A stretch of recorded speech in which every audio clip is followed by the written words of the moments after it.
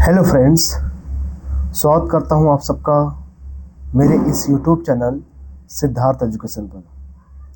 दोस्तों, आज Siddharth education YouTube channel पर मैं आप लोगों के लिए सिंधु घाटी सभ्यता, एंशिएंट हिस्ट्री की सिंधु घाटी सभ्यता पूरा कंप्लीट सेशन लेकर आया हूं दोस्तों, जिसमें आपको प्रैक्टिस क्वेश्चन के साथ साथ आपको पूरा ये चैप्टर कवर कराया जाएगा। ओके, आइए हम स्टार्ट करते हैं इस सिंधु घाटी सभ्यता को। आप किसी भी एग्जाम की तैयारी करते हो तो देखिए वहाँ पर सिंधु घाटी सभ्यता से जरूर क्वेश्चन आते हैं। ओके दोस्तों, तो चलिए स्टार्ट करते हैं। देखिए क्या कहा जा रहा है। कहा जा रहा है कि रेडियो कार्बन C14 जैसी नवीन विश्लेषण पद्धति के द्वारा सिंधु सभ्यता की सर्वमान्य तिथि 2400 ईसा पूर्व से 1700 ईसा पूर्व मानी गई है। इसका विस्तार त्रिभुजाकार है।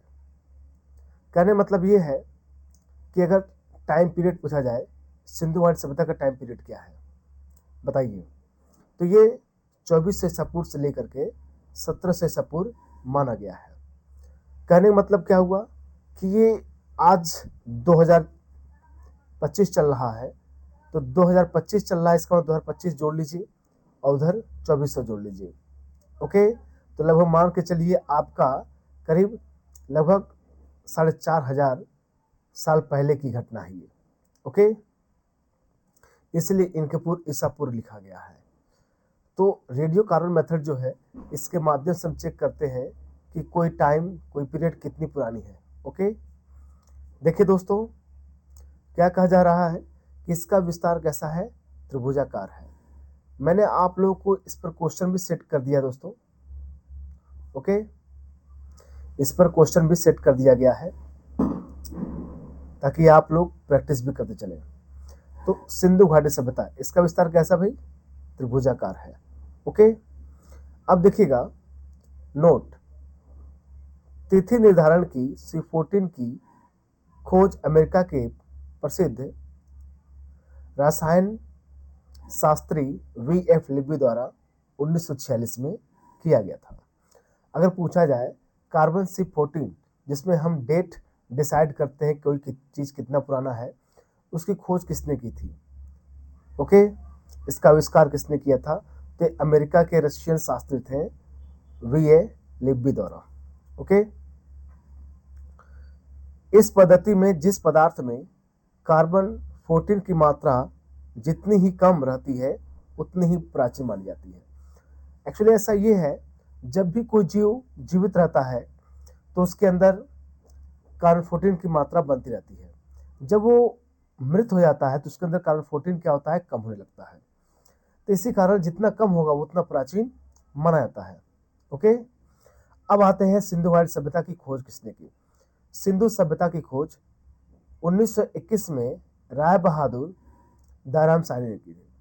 ये डेट भी पूछा गया है, कब किया गया था, तो सिंधु सभ्यता की खोज 1921 में की गई थी राय बहादुर दयाराम साहनी के द्वारा। ओके, नेक्स्ट देखिए, सिंधु सभ्यता को आद्य ऐतिहासिक हो गया एवं खास युग में रखा जा सकता है। ओके, इस सभ्यता के मुख्य निवासी द्रविड़ एवं भूमध्यसागरी थे। ओके, तो कहने मतलब ये है कि सिंधु सभ्यता की खोज किसने की, 1921 में राय बहादुर दयाराम साहनी ने। और सिंधु सभ्यता को आद्य ऐतिहासिक अथवा कांस्य युग में रखा गया है। आद्य ऐतिहासिक क्यों कहा गया, प्रोटो हिस्टोरिक क्यों कहा गया, देखिए एक होता है पाषाण काल। पाषाण काल में क्या होता, ना तो कोई लिखित साक्ष्य मिले, ओके, ना उन्हें पढ़ा गया, और वहाँ पर जो जानकारी मिलती है हमें स्टोन से मिलती है, पत्थरों से। ओके, जो भी हथियार बनाए थे, इसलिए वो क्या है, ऐतिहासिक सभ्यता कहते हैं। ओके, प्रागैतिहासिक कह दीजिए। और एक है आद्य ऐतिहासिक। ओके, आद्य ऐतिहासिक सभ्यता से कहते हैं जिसमें लिखा हुआ तो मिला लेकिन कोई उसे पढ़ नहीं सका, उसे आद्य ऐतिहासिक सभ्यता कहा गया। किसको? सिंधु घाटी सभ्यता को। इसी में कांस्य का युग किया गया था, इसलिए इसे कांस्य युग में रखा गया। इस सभ्यता के प्रमुख निवासी कौन है? द्रविड़ एवं भूमध्यसागरीय थे। ओके दोस्तों, आगे बढ़ते हम लोग।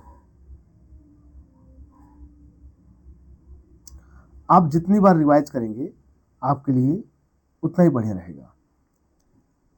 देखिए दोस्तों क्या कहा जा रहा है, sir John Sarman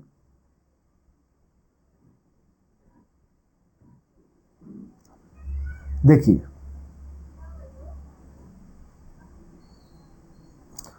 sir John Marshall भारतीय पुरातत्व सर्वेक्षण विभाग के तत्कालीन महानिदेशक। सर जॉन मार्शल जब दयाराम साहनी खुदाई कर रहे थे तो उस समय भारतीय पुरातत्व सर्वेक्षण विभाग के तत्कालीन महानिदेशक कौन थे? तो कौन थे? सर जॉन मार्शल थे। इन्हीं की देख रेख में खुदाई की गई थी। ओके, 1924 में सिंधु घाटी सभ्यता नामक एक उन्नत नगरीय सभ्यता पाए जाने की विधिवत घोषणा की। यानी दुनिया को बताने वाले सिंधु घाटी सभ्यता के बारे में कौन थे? सर जॉन मार्शल थे। इन्होंने ही 1924 में सिंधु सभ्यता की यानी सिंधु घाटी सभ्यता नामक एक उन्नत नगरीय सभ्यता पाए जाने की विधिवत घोषणा की थी। ओके, नेक्स्ट देखिए क्या कहा जा रहा है,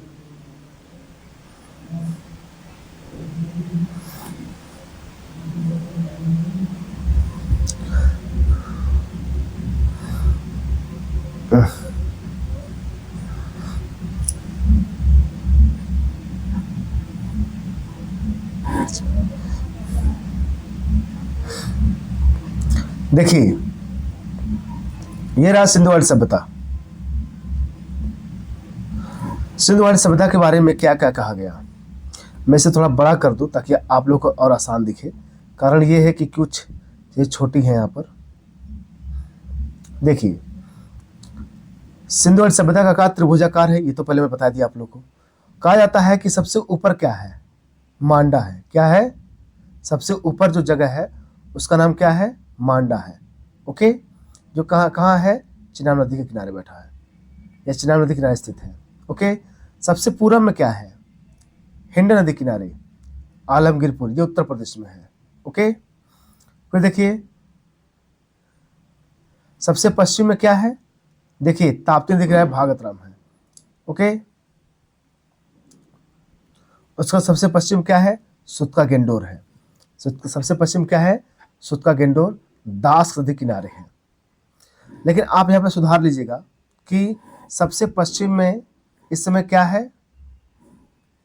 सबसे पश्चिम में क्या है? दैमाबाद है। क्या है? दैमाबाद। सबसे पश्चिम में क्या है? दैमाबाद। गुजरात के महाराष्ट्र के गोदावरी नदी की सहायक नदी है प्रवरा नदी। गोदावरी की एक सहायक नदी है, क्या है? प्रवरा नदी।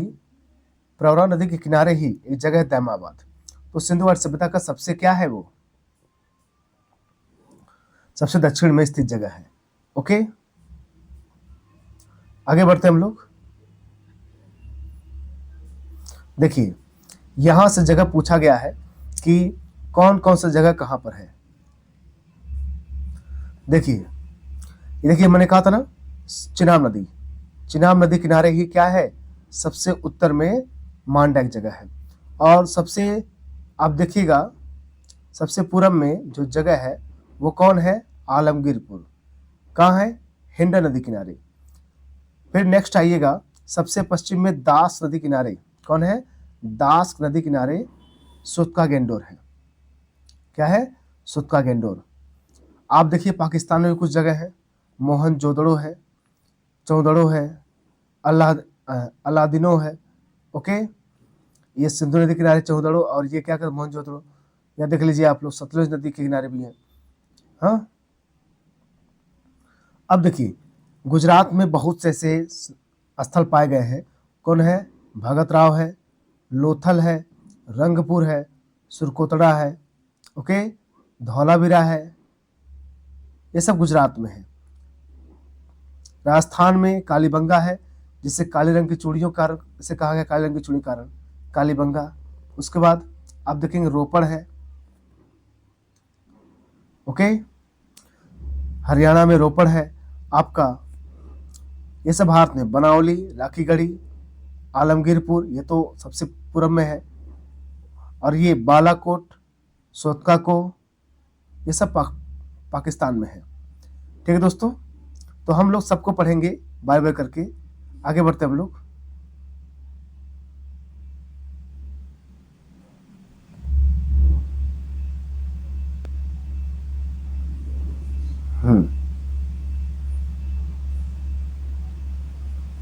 देखिए क्या कहा जा रहा है।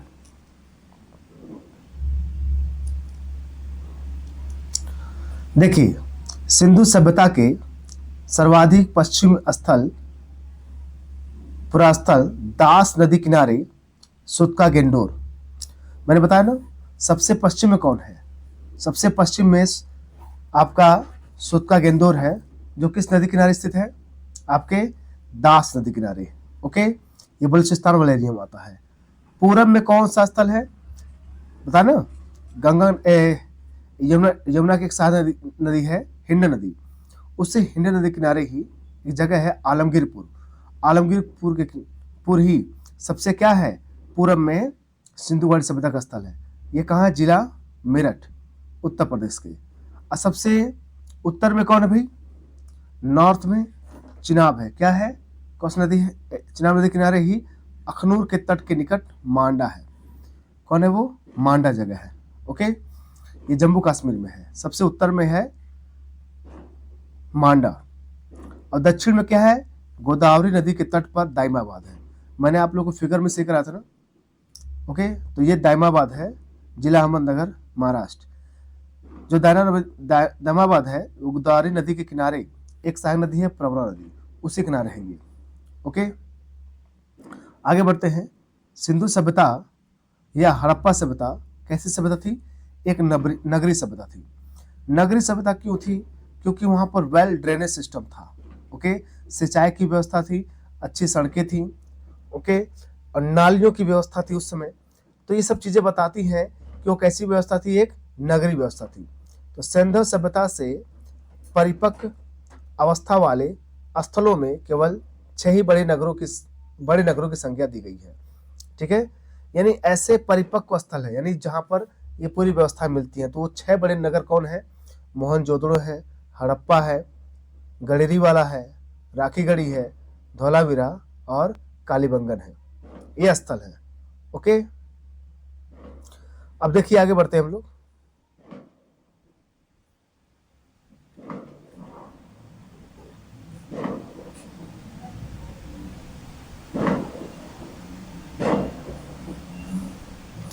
आगे देखिए कौन सा, अब इनके बारे में पूरा जानकारी लेंगे हम। ठीक है, क्या कहा जा रहा है? नोट में क्या है? धौलावीरा भारत में सिंधु सभ्यता का पहला साइट है जिसे यूनेस्को ने 2021 में विरासत स्थल घोषित किया है। किसको घोषित किया भाई? धौलावीरा को। तो धौलावीरा एक ऐसा स्थल है जिसे भारत में सिंधु घाटी सभ्यता का पहला साइट है। ये इसको 2021 में क्या किया गया? विरासत स्थल घोषित किया गया है। ओके, फिर देखिए, इसको बोलते हैं वर्ल्ड हेरिटेज प्लेस। स्वतंत्रता प्राप्ति पश्चात हड़प्पा संस्कृति के सर्वाधिक स्थल गुजरात में खोजे गए हैं। देखिए, जब हमारा देश आजाद हुआ तो सबसे ज्यादा स्थल हड़प्पा सभ्यता कहाँ मिले? गुजरात में मिले। कहाँ मिले? गुजरात में। आपको बताया था ना अभी, गुजरात में बहुत से स्थल है। ओके, नेक्स्ट देखिए क्या कहा जा रहा है। सिंधु घाटी सभ्यता का सबसे बड़ा स्थल कौन है? मोहनजोदड़ो है। देखिए, मोहनजोदड़ो है ये सिंधु घाटी सभ्यता का सबसे बड़ा स्थल है, जो कहाँ है? पाकिस्तान में है। कहाँ है? पाकिस्तान में है। जबकि भारत में सबसे बड़ा स्थल कौन है भाई? राखीगढ़ी, ये घग्गर नदी किनारे है। ओके, सिंधु घाटी सभ्यता का सबसे बड़ा स्थल कौन है? मोहनजोदड़ो, जो पाकिस्तान में है। और भारत में पूछा है सबसे बड़ा स्थल कौन है? राखीगढ़ी है। ठीक है, जो हरियाणा के हिसार जिले में स्थित है। इसकी खोज 1963 में सूरज भान ने की थी। किसने की थी? सूरज भान ने की थी। ठीक है दोस्तों, अब देखिए, लोथल एवं सुत्कागेंदोर सिंधु सभ्यता का बंदरगाह था। क्या था ये? बंदरगाह। कौन? लोथल एवं सुत्कागेंदोर। तो लोथल बताए ना गुजरात में, सुत्कागेंदोर पाकिस्तान में। ये क्या है? कोस्टल एरिया वाले क्षेत्र हैं, इसलिए बंदरगाह का काम करते थे। अगर पूछा जुते हुए खेत और नक्काशीदार ईंटों के प्रयोग का साक्ष्य कहाँ से मिला है? कालीबंगन से मिला है। यानी नक्काशीदार जो ईंटें मिली हैं वो कालीबंगन से मिली। कालीबंगन कहाँ है? राजस्थान में है। कालीबंगन का दूसरा नाम क्या है? काले रंग की चूड़ियों के कारण यहाँ पर इसका नाम कालीबंगन पड़ा। ओके, तो जुते हुए खेत और नक्काशीदार ईंटों का प्रयोग का प्रथम साक्ष्य यह मिला था कालीबंगन से। नेक्स्ट देखिए क्या कहा जा रहा है। मोहनजोदड़ो। मोहनजोदड़ो से प्राप्त स्नानागार संभवतः सिंधु सभ्यता की सबसे बड़ी इमारत है। तो मोहनजोदड़ो में बहुत बड़ा एक स्नानागार पाया गया और कहा जाता है कि सबसे बड़ी इमारत थी सिंधु सभ्यता की। क्या थी? सबसे बड़ी इमारत है, जिसके मध्य में स्थित स्नान कुंड बनाए गए। और ये कितने हैं? 11.88 मीटर। ओके, यानी लगभग 12 मीटर लंबा है ये, और 7.01 यानी 7 मीटर चौड़ा है ये, और 2.343 मीटर यानी लगभग 2.5 मीटर गहरा है ये। ओके, अग्निकुंड। अग्निकुंड या यज्ञ वेदी लोथल एवं कालीबंगन से प्राप्त हुए हैं। अगर पूछा है यज्ञ वेदी यानी अग्निकुंड कहाँ से मिला है, तो लोथल और कालीबंगन से मिला है। ओके, नेक्स्ट देखिए, मोहनजोदड़ो से प्राप्त एक मूर्तिशिल्प पर 3 मुख वाले देवता पशुपति नाथ की मूर्ति मिली है, और उसके चारों ओर हाथी, गैंडा, चीता एवं भैंसा विराजमान है। तो पशुपति जो है क्या है? ये 3 मुख वाले देवता हैं। ओके, 3 मुख वाले देवता हैं, यानी मोहनजोदड़ो से प्राप्त एक मूर्ति शिल्प पर 3 मुख वाले देवता पशुपतिनाथ की मूर्ति मिली है। उसके चारों ओर हाथी, घोड़ा, गेंडा, चिता एवं भैंसा विराजमान है, यानी उसके चारों तरफ बनाए गए हैं। ओके दोस्तों, नेक्स्ट बढ़ते हम लोग।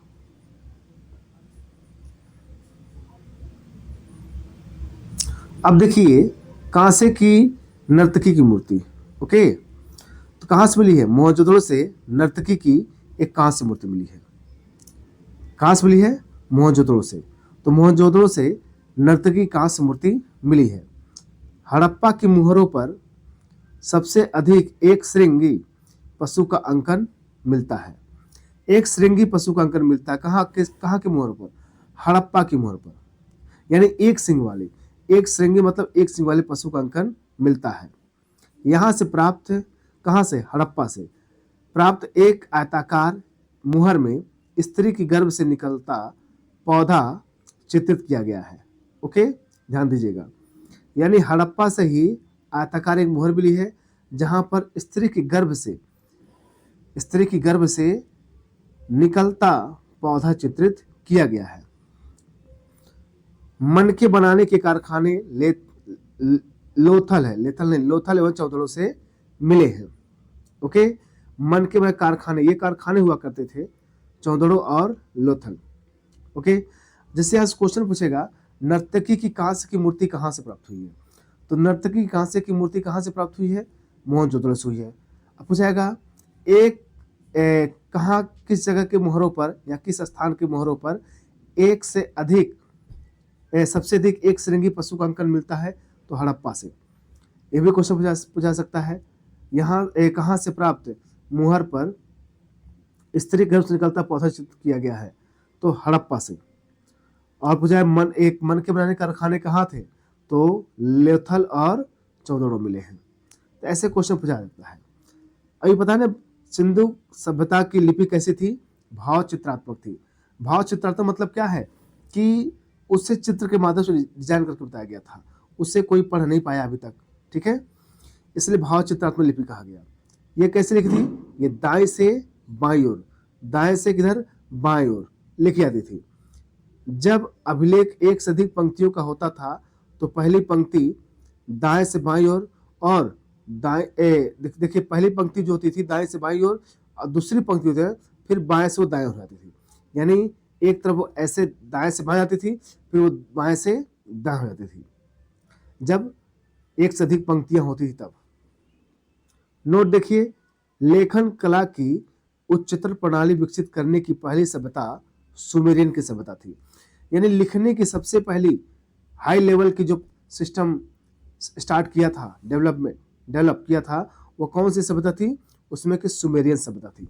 ओके दोस्तों, सिंधु सभ्यता के लोगों ने नगरों और घरों के विन्यास के लिए ग्रिड पद्धति अपनाई।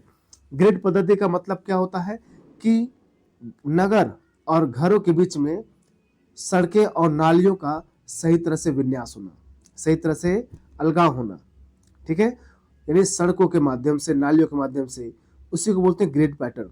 यानी लोगों ने नहरों और घरों के विकास के लिए ग्रिड पद्धति अपनाई। ओके दोस्तों, आगे बढ़ते हम लोग। कुछ क्वेश्चन को हम लोग प्रैक्टिस कर लेते हैं। जैसे क्वेश्चन कहा गया है, सिंधु घाटी सभ्यता की खोज किसने की? दयाराम साहनी ने। अब कब किया? 1921 में। उसमें पुरातत्व विशेष के महानिदेशक कौन थे? बताइए आप लोग, बताइए।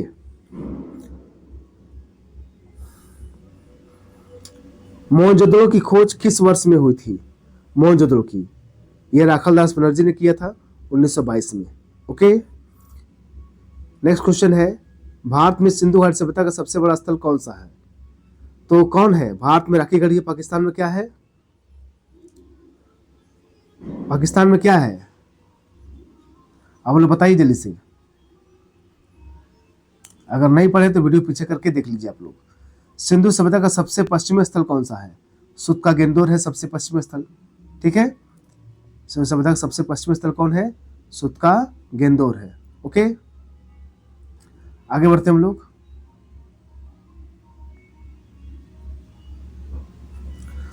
विश्व धरोहर स्थल में धौलावीरा को किस वर्ष शामिल किया गया? यानी यूनेस्को सूची में कब शामिल किया गया था? 2021 में। सिंधु सभ्यता का अग्निकुंड या अग्निवेदी कहां से प्राप्त हुआ? वो कालीबंगन से प्राप्त हुआ। मोहनजोदड़ो में स्थित स्नानागार की लंबाई कितनी है? देखिए 11.88 मीटर है ना। तो भाई, हड़प्पा सभ्यता की लिपि किस प्रकार तैयार की गई थी? ये कैसी थी? बहुत चित्रात्मक लिपि थी। ओके, इसको आप लोग स्टडी करते चलिए, रिवाइज करते चलिए, ठीक है दोस्तों।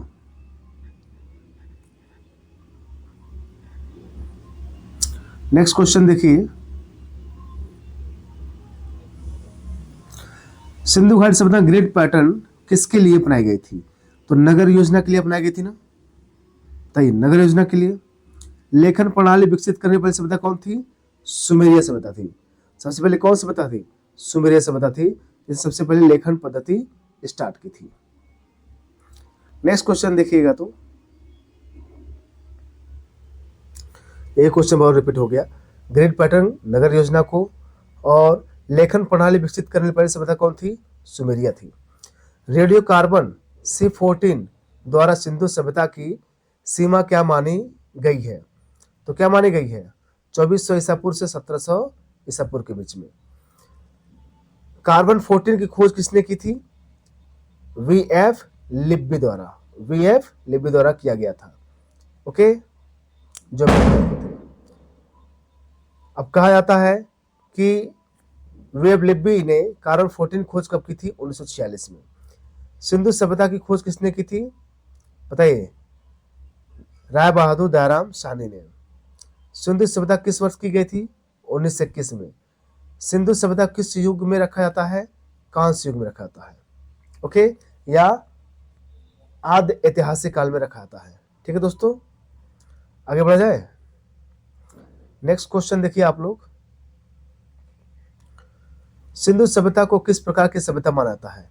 तो एक नगरीय सभ्यता थी। इस सभ्यता के प्रमुख निवासी कौन थे? द्रविड़ एवं भूमध्यसागरीय लोग थे। ओके, सिंधु घाटी सभ्यता की औपचारिक घोषणा किसने की थी? Sir John Marshall. ये दुनिया को बताने वाले, विश्व को बताने वाले सिंधु सभ्यता के बारे में कौन थे भाई? सर जॉन मार्शल थे। देखिए, सिंधु घाटी सभ्यता की औपचारिक घोषणा कब की गई थी? 1924 में। और किसने किया था? सर जॉन मार्शल ने किया था। ओके,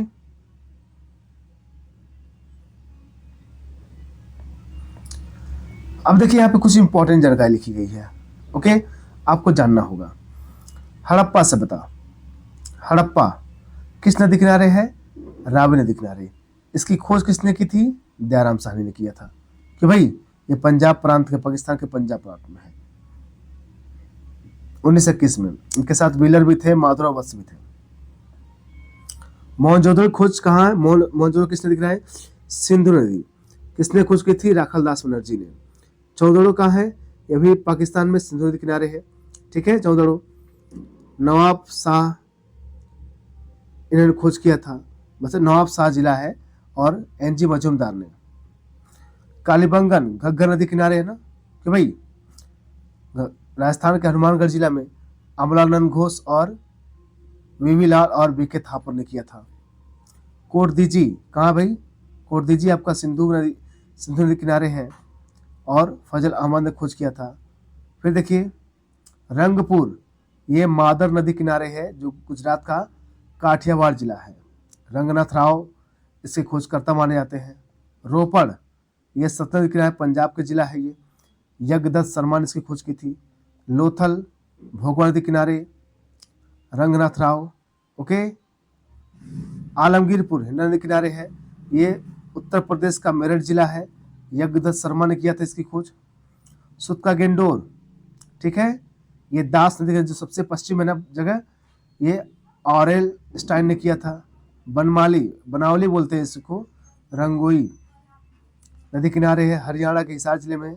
रविंद्र सिंह बिष्ट ने इसकी खोज की थी। और धौलावीरा, ये लूल नदी किनारे है, ये गुजरात के कच्छ जिला के। और जेपी जोशी ने इसकी खोज की थी, ठीक है। सोतकाको सादिको नदी किनारे है ये, और जॉर्ज डेल्स ने खोज की थी। देखिए अक्सर यहाँ आता है क्वेश्चन कि इसने खोजकर्ता कौन है, ओके, किस नदी किनारे है, ये सब बड़ा इंपॉर्टेंट क्वेश्चन है। कई बार क्वेश्चन डायरेक्ट पूछा गया यहाँ से, किस नदी किनारे है, इसके खोजकर्ता कौन है, ओके दोस्तों।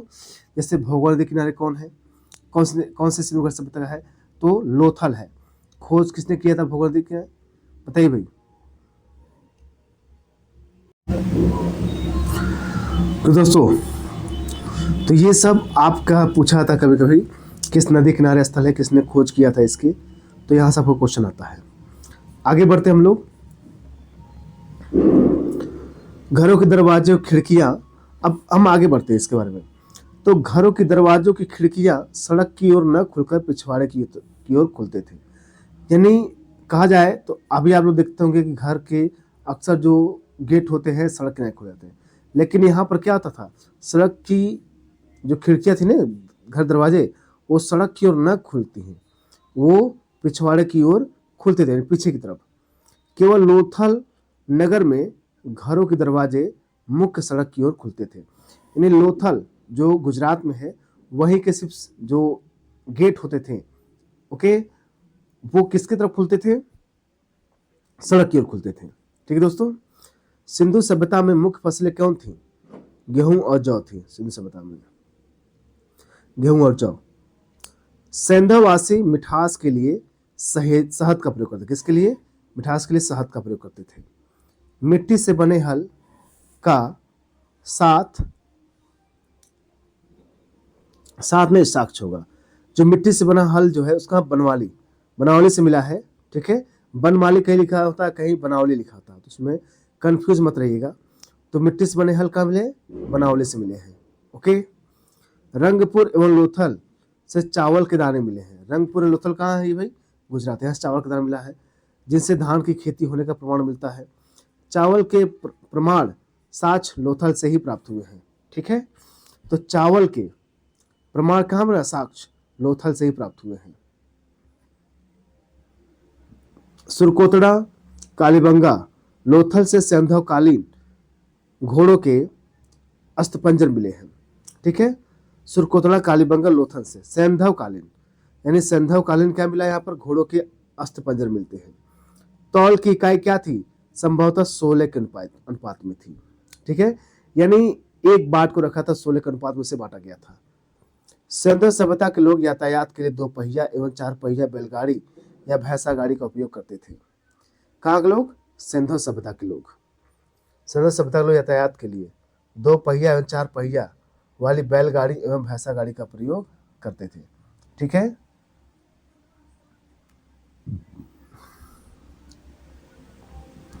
अब देखिए इनका व्यापार कहां से कहां तक था। देखिए व्यापार क्या था, आयाती प्रदेश क्या था। तांबा जो है खेतड़ी बलूचिस्तान ओमान से मंगाते थे। चांदी जो था अफगानिस्तान में ईरान से मंगाते थे। सोना काठियावाड़ अफगानिस्तान ईरान से मंगाते थे। टीन अफगानिस्तान एवं ईरान से। यानी तांबा जो आता था इनका खेतड़ी ओमान बलूचिस्तान हुआ, ओमान से आता था। ठीक है, चांदी जो है आपका ये अफगानिस्तान ईरान से आता था। सोना जो काठियावाड़ अफगानिस्तान ईरान से, और टीन अफगानिस्तान ईरान से आता था। ठीक है, ये चीज़ें जानना आपको जरूरी है क्योंकि यहाँ से भी क्वेश्चन बने हैं, कहाँ से ये आयात करते थे। नेक्स्ट देखिए क्या कहा जा रहा है। मेसोपोटामिया के, देखिए मेसोपोटामिया सभ्यता उसी के समकालीन सभ्यता है। ठीक है, तो मेसोपोटामिया के अभिलेखों में वर्णित मेलुहा शब्द का अभिप्राय सिंधु सभ्यता से है। ठीक है, यानी मेलुहा शब्द जो मिलता है वो किसके लिए प्रयोग करते थे वो लोग।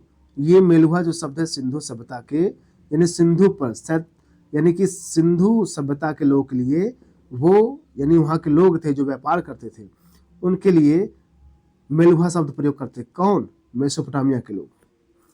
संभवतः हड़प्पा संस्कृति का शासन वणिक वर्ग के हाथों में था। वणिक वर्ग मतलब जो शासन चलाता था, ये वणिक वर्ग के हाथों में था।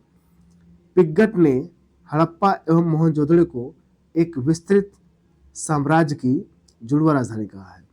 यानी पूछा जाता है हड़प्पा और मोहनजोदड़ो क्या है, दोनों एक दूसरे की जुड़वा राजधानी है। ठीक है, ये पिग्गट नाम के इतिहासकार थे, उन्होंने ऐसा कहा है। सिंधु सभ्यता के लोग धरती को उर्वरा की देवी मानकर उसकी पूजा करते थे। कौन करते थे? सिंधु सभ्यता के लोग धरती को उर्वरा की देवी मानकर उसकी पूजा करते थे। वृक्ष पूजा एवं शिव पूजा के प्रचलन के साक्ष्य भी सिंधु सभ्यता से मिले हैं। यानी उस समय वृक्ष पूजा भी होती थी, शिव पूजा के भी प्रचलन के साक्ष्य मिले हैं। ओके दोस्तों, फिर देखिए स्वास्तिक चिन्ह। आज जो हम लोग स्वास्तिक चिन्ह इस तरह बनाते हैं ना, देखिए इस तरह बनाते हैं हम लोग स्वास्तिक चिन्ह, तो ये चिन्ह कहीं ना कहीं कहाँ से मिला है हमें बताइए। ये चिन्ह हड़प्पा सभ्यता की देन है। इस चिन्ह से सूर्योपासना का अनुमान लगाया जाता है। सूर्य की उपासना, यानी सिंधु घाटी नगरों में भी किसी मंदिर के अवशेष नहीं मिले हैं। यानी सिंधु घाटी सभ्यता में कोई मंदिर का साक्ष्य मिला है नहीं। यहाँ पे सिंधु घाटी सभ्यता में कोई मंदिर का साक्ष्य, हाँ मेसोपोटामिया में मंदिर के साक्ष्य मिले हैं।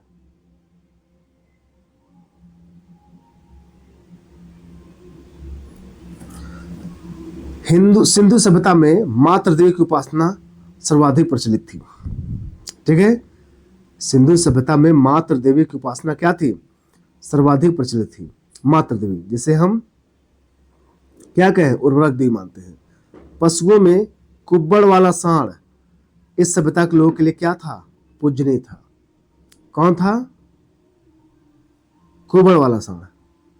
कुब्बड़ वाला सांड क्या था? लोगों के लिए पूजनीय था। स्त्री मूर्तियां, मिट्टी की मूर्तियां बोलते हैं, अधिक मिलने से ऐसा अनुमान लगाया जाता है कि सिंधु समाज मात्र सत्तात्मक था। यानी यह महिलाओं का ज्यादा अधिकार था, मानी महिलाएं ज्यादा क्रियाकलाप में भाग लेती थी। ओके, क्योंकि महिलाओं का कई मिट्टियों पर उनका चित्रांकन मिलना, ठीक है, मिट्टी की मूर्तियों पर स्त्री मूर्ति मिलना, अधिक मिलना, तो कहीं ना कहीं बताया जा रहा है कि वो सब सिंधु समाज कहता था मात्र सत्तात्मक था। सिंधुवासी सूती एवं ऊनी वस्त्रों का प्रयोग करते थे। कौन सा? सूती एवं ऊनी वस्त्रों का प्रयोग करते थे। मनोरंजन के लिए सिंधुवासी क्या करते थे? मछली पकड़ना, शिकार करना, पशु पक्षियों को आपस में लड़ाना, चौपड़ और पासा खेलना आदि साधनों का प्रयोग करते थे। ठीक है, लड़ाना, चौपड़, पासा खेलना आदि साधनों का प्रयोग करते थे। सिंधु सभ्यता के लोग काले रंग के डिजाइन किए हुए लाल मिट्टी के बर्तन बनाते थे। यानी सिंधु सभ्यता के लोग काले रंग के क्या करते थे? काले रंग के डिजाइन किए हुए लाल मिट्टी के बर्तन बनाते थे। और सिंधु घाटी के लोग तलवार से परिचित नहीं थे। ओके दोस्तों, यानी यहाँ पे लोग तलवार के बारे में कोई जानकारी नहीं मिली है।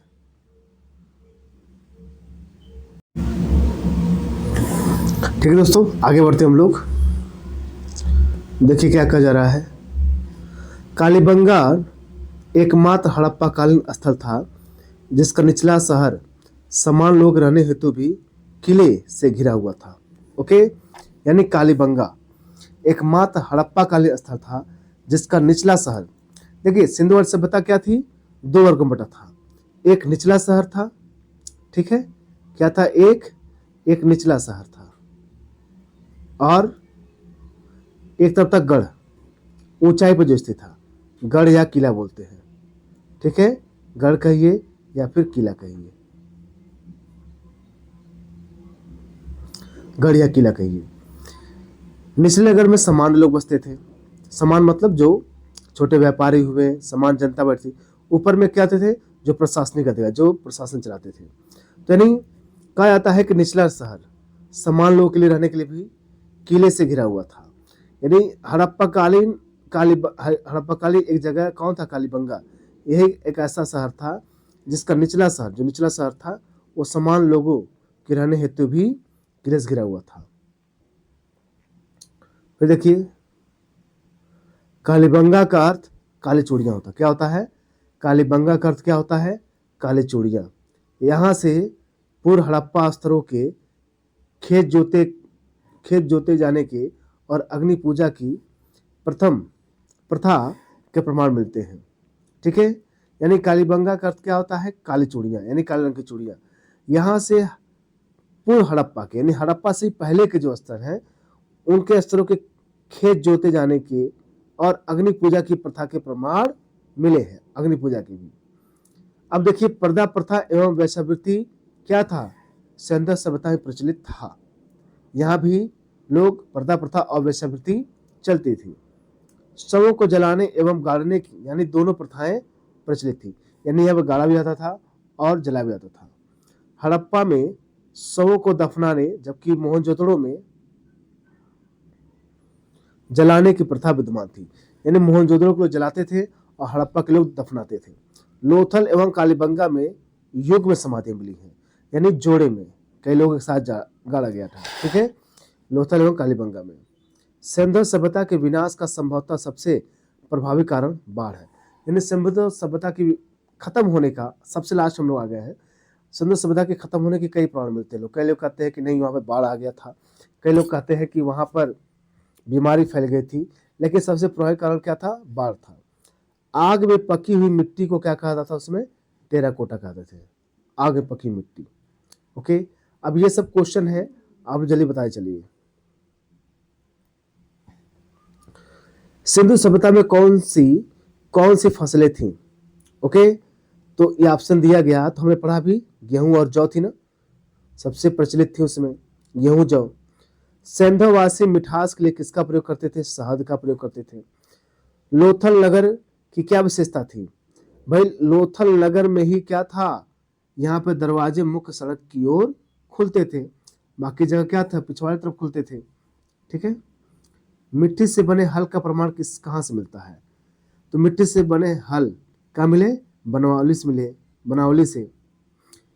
चावल के प्रमाण किस स्थान से मिले, तो लोथल से मिले। ओके, सिंधु काल में विदेशी व्यापार हेतु कौन सी वस्तुएं आयात की जाती थी। ठीक है, सिंधु काल में, तो बताइए सिंधु काल में व्यापार हेतु कौन सी वस्तुएं आयात की जाती थी, तो सोना, चांदी, टीन, ये सब आता था ना भाई, ये सब का व्यापार होता था। आगे बढ़ते हम लोग।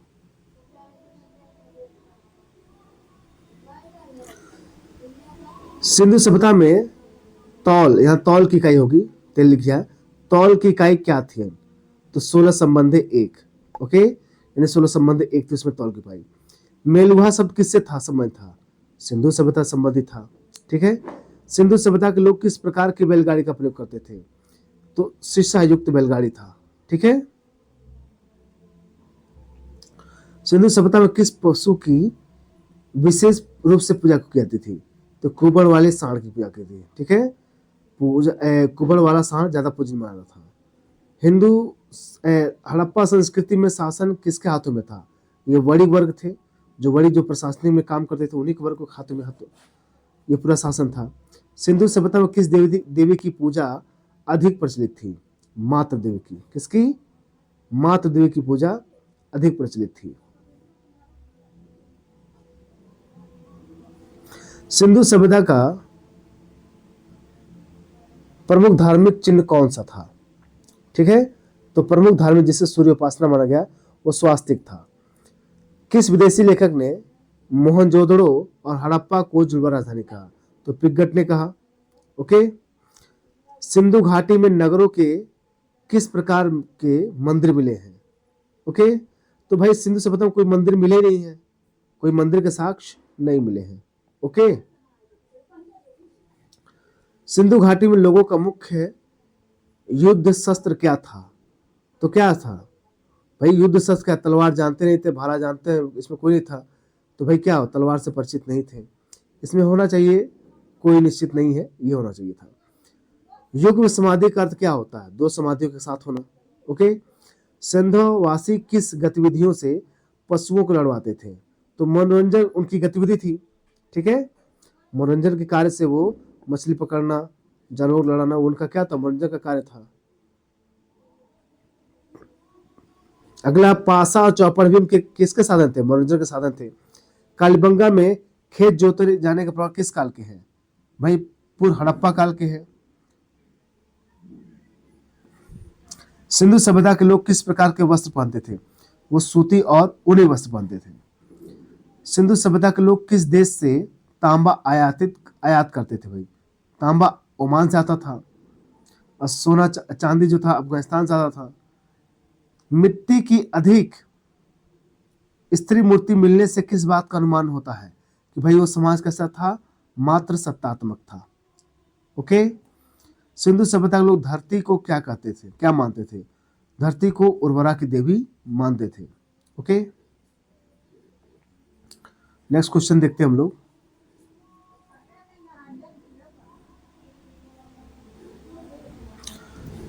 सिंधु सभ्यता में किस धातु से बने अस्थिपंजर मिले हैं? ठीक है, इसमें सोना चांदी लोहा कोई धातु, इसमें कोई विकल्प नहीं है। ठीक है, इसमें कोई ऐसा जवाब नहीं दिया गया। सिंधु वासी मनोरंजन के लिए निम्नलिखित क्या प्रयोग करते थे? भाई चौपड़ और पासा खेलते थे।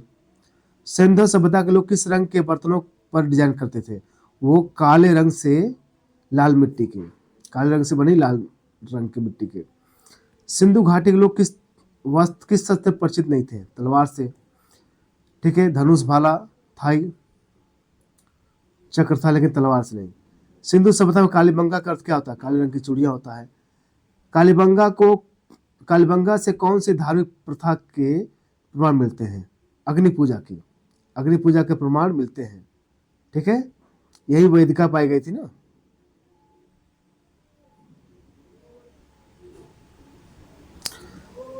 कालीबंगा किस बात के लिए विशेष था? भाई यहाँ पर निचला भी शहर क्या था? किले से घिरा हुआ था। सिंधु सभ्यता में किस प्रकार की प्रथा प्रचलित थी? भाई यहाँ पर पर्दा प्रथा एवं वेश्यावृत्ति भी थी सिंधु सभ्यता में। हड़प्पा में शवों को का क्या किया जाता था? भाई हड़प्पा में दफनाया जाता था, मोहनजोदड़ो में जलाया जाता था। मोहनजोदड़ो में शवों के साथ क्या प्रक्रिया अपनाई जाती थी? तो उन्हें जलाया जाता था। ठीक है, लोथल और कालीबंगा से क्या विशेष मिला है? भाई यहाँ पर युग्म समाधियां मिली हैं लोथल और कालीबंगा से। सिंधु सभ्यता के विनाश का सबसे प्रभावी कारण मानता है बाढ़, यानी बाढ़ को सबसे मेन कारण माना जाता है। ओके। नेक्स्ट क्वेश्चन ये है, आग पकी मिट्टी को क्या कहता है? टेराकोटा कहता था। सिंधु सभ्यता के लोग किन बर्तनों का प्रयोग करते थे? भाई लाल मिट्टी के बने बर्तनों का प्रयोग करते थे। कालीबंगा किस नदी के पास स्थित है? यह सरस्वती नदी के हो गया। अमरानंद घोष ने इसकी खोज की थी। किसकी? कालीबंगा की।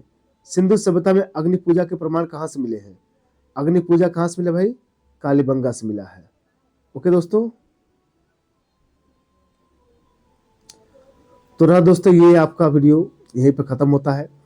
और यदि मेरा वीडियो आपको अच्छा लगा हो, फायदेमंद लगा हो, तो ज़रूर आपसे निवेदन करता है कि वीडियो खूब शेयर करिए ताकि लोगों को भी इसका फ़ायदा मिल सके दोस्तों। ठीक है, इसको अगर लाइक करिएगा, शेयर कर सब्सक्राइब करिएगा ताकि हमें भी और मोटिवेशन मिले और आप लोग के लिए कम समय में ज़्यादा से ज़्यादा कंटेंट देने की कोशिश करें दोस्तों।